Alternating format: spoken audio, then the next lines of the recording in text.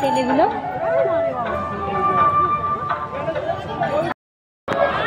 আপনাদের জন্য মন্দিরের বাইরে নির্দিষ্ট জায়গায় প্রসাদ খাবার ব্যবস্থা করা হয়েছে।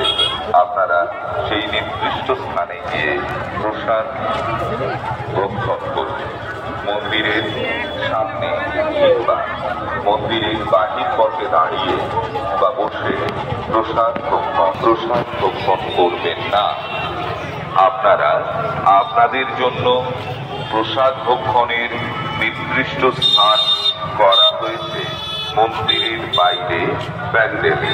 সেখানে আপনারা প্রসাদ ভক্ষণ করুন এবং প্রসাদ খাবার পর উচ্ছিষ্ট বাজার নির্দিষ্ট ডাস্টবিনে ফেলুন। এই মন্দির আমাদের সকলে, আমরা এই পবিত্র ভূমিকে কোন রকম ভাবে অপরিচ্ছন্ন করব না। মন্দির পরিচ্ছন্ন রাখুন। আপনাদের সহযোগিতা আমরা একান্তভাবে সকল ভক্তবৃন্দের কাছে আমাদের একান্ত আবেদন, মন্দিরে অগণিত ভক্তবৃন্দ সমাগত হয়েছেন।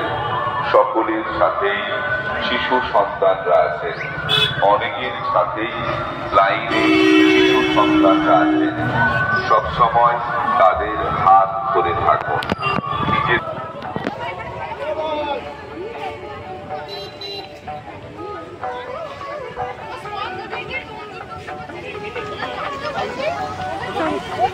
আমি না বল খাবি তো